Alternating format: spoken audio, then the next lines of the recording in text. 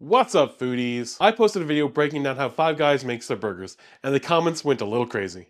A lot of people had some strong opinions on what they were doing wrong. So I'm going to go through some of the biggest complaints from the comments and fix them. I want to show you how small changes can make a big difference. Things like better beef, how the patties are cooked, cheese that melts properly, and buns that don't fall apart. And a few other tweaks to make these burgers better. So with that said, let's get into it.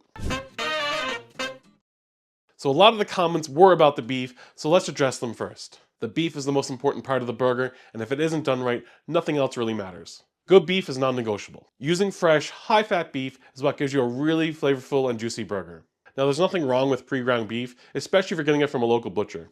That's what I do most of the time. Now I'll grind my own beef when I can, but between kids running around, filming videos, my time is very limited. My butcher grinds a blend that's basically what I'd use at home anyways, so I'm more than happy to use that. Now, for the burger purist, grinding your own is always better. It's fresher, looser in texture, and you control exactly where the beef and fat comes from. A simple 100% chuck ground already beats most chain store ground beef. But if you want some more depth, a blend of 60% chuck, 30% brisket, and 10% short rib gives you a richer beef flavor and a better crust without making the burger greasy. Just remember to keep the grind coarse and handle it gently. Now once you got your ground beef, it's time to form patties. One of the biggest complaints was there wasn't enough beef for the price of the burger, which I kind of agree with. Five Guys uses 3 to 3.5 ounces of beef per patty. So we're going to be bumping that up to 4 ounces. So go ahead and weigh out 4 ounces of beef and loosely form it into a ball. Make sure you don't overwork it. Now normally Five Guys presses the burgers into a burger shape at this point. We're going to do something a little different. We're going to make a smash style burger patty. And no, we're not going for a super thin, crispy smash burger. We just want to smash the beef into a burger patty. Also, a lot of people complained about the burger being pressed after cooking, which squeezes out all the juices and makes it very dry. So we're only going to smash it once as soon as it hits the grill. So get your pan or grill smoking hot and place the beef ball down and grab a piece of parchment so it doesn't stick to the press and smash it immediately in one firm motion. Then leave it alone. After your burger is smashed, this is a major step that Five Guys doesn't do, and that's season their beef. Five Guys thinks because they use top quality beef that their burgers don't need to be seasoned, but it's just not true. Proper seasoning fixes flat, bland flavor that a lot of people complain about. You need to season your beef, it's very important. You can use kosher salt here or your favorite seasoning salt will work here. Also, if you like peppering your burger, add it after flipping so it doesn't burn. Once you see juices pooling on top of the patty and the patty's cooking up the sides, it's time to give it a flip. Season the second side and then it's time to add your cheese. Now let's address the cheese comments, because there was a lot of them. I got knocked for using American cheese, but honestly, I like American cheese on a burger. I just find it melts better. Now, high quality American cheese slices absolutely exist. They melt perfectly and have a great cheese flavor. And no, American cheese is not plastic. You can make it at home with a few pantry staples.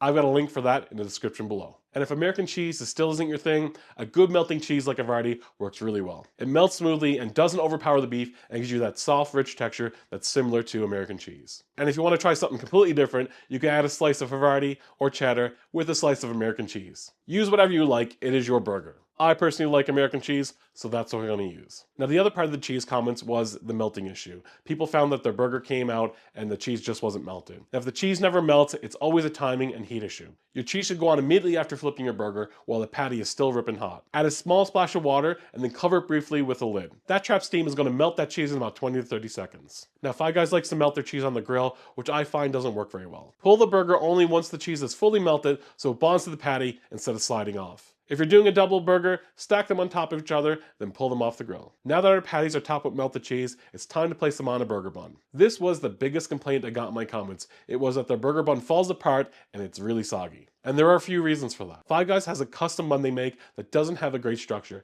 especially when it hits wet toppings like grilled mushrooms and grilled onions. Soft buns without structure absorb liquid fast and fall apart halfway through. So what we're going to do is switch to a quality potato bun or brioche bun. I find they hold up way better. So most people are not going to be baking their own buns, and that's fine. Find a great quality bun from a local bakery. And for people wanting to bake their own buns, don't worry, I have an amazing brioche bun recipe coming soon that I'll link in the description below. Besides using a different bun, Five Guys also only lightly toast their buns. So give your bun a good buttering and place it on the hot grill until it's golden and crisp. This is going to create a barrier that helps slow moisture absorption. Quickly before we top our bun, let's quickly cook some grilled onions, grilled mushrooms, and some bacon. For the onions, thinly slice them and cook them in a medium pan with butter and oil. Season them with salt and cook them until they're brown, and then add a splash of balsamic vinegar. Now for your mushrooms, saute sliced mushrooms in a pan with butter, season with some salt and cook until golden, and then finish with some W sauce. Now I'm going to show you the easiest and cleanest way to cook bacon. Line a sheet pan with parchment and lay the bacon in a single layer, then top with another sheet of parchment, then add another pan on top to sandwich the bacon in between. Now put it into a cold oven and set the temperature to 400 degrees Fahrenheit and cook for 30 to 45 minutes. Or until it's to your desired doneness. Now Five Guys usually cooks theirs till it's super crispy, you can snap it. A lot of people don't like that, so cook it to how you like it. Now that our burger bun is golden, let's dress our burger. Our topping placement is very important. This helps prevent the bun from falling apart. The sauce should go on the bottom first. That's going to help protect it from grease.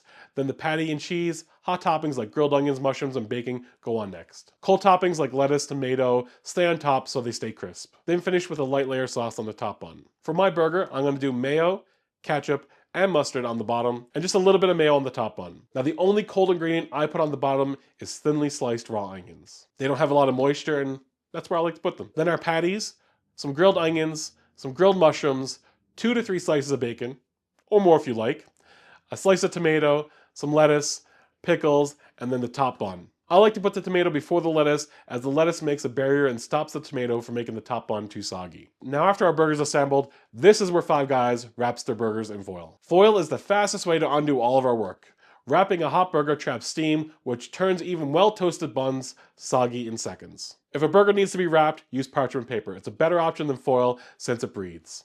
If you end up making this burger, it pairs really well with their Cajun fries. I've got a full video on showing you how to make those too. I'll link that in the description below. If you give this a shot, let me know how it turns out or any adjustments you'd like to make. If you like this video, give a thumbs up, a subscribe down below, and until next time, Foodie out.